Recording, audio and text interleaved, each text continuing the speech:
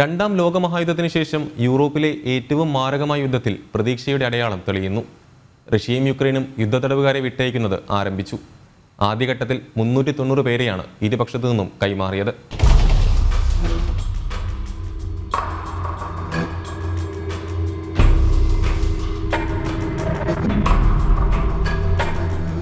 മൂന്ന് വർഷമായി തുടരുന്ന യുക്രൈൻ റഷ്യ യുദ്ധത്തിൽ അയവുണ്ടാകുന്നുവെന്ന ശുഭസൂചനയാണ് ഇപ്പോൾ ലഭിക്കുന്നത്.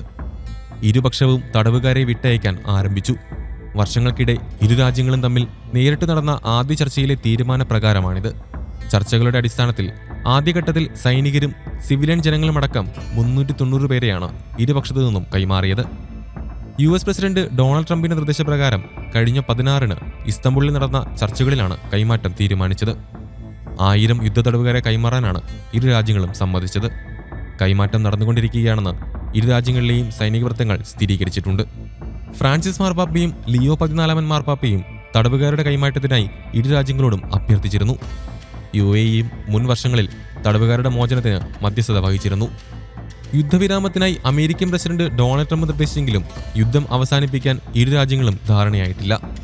അടുത്ത ചർച്ചയുടെ കാര്യത്തിൽ തീരുമാനമായില്ലെന്ന് റഷ്യൻ വിദേശകാര്യമന്ത്രി പറഞ്ഞു. അടുത്ത ഘട്ട ചർച്ചകൾക്ക് ഒരു നിശ്ചിത സ്ഥലം പോലും നിശ്ചയിച്ചിട്ടില്ലെന്ന് ക്രെംലിൻ വക്താവ് ദിമിത്രി പെസ്കോവും പറഞ്ഞു. ജൂൺ മധ്യത്തിൽ വത്തിക്കാനിൽ റഷ്യൻ യുക്രൈനിയൻ പ്രതിനിധികൾ കൂടിക്കാഴ്ച നടത്തുമെന്ന വാൾ സ്ട്രീറ്റ് ജേണലിന്റെ റിപ്പോർട്ട് പുറത്തുവന്നതിന് പിന്നാലെയാണ് അദ്ദേഹത്തിന്റെ പ്രസ്താവന. അതേസമയം ചർച്ചകൾക്ക് ആതിഥേയത്വം വഹിക്കാനുള്ള സന്നദ്ധത ലിയോ 14 മാർപ്പാപ്പ സ്ഥിരീകരിച്ചതായി ഇറ്റാലിയൻ പ്രധാനമന്ത്രി ജോർജിയ മെലോണി പറഞ്ഞിരുന്നു.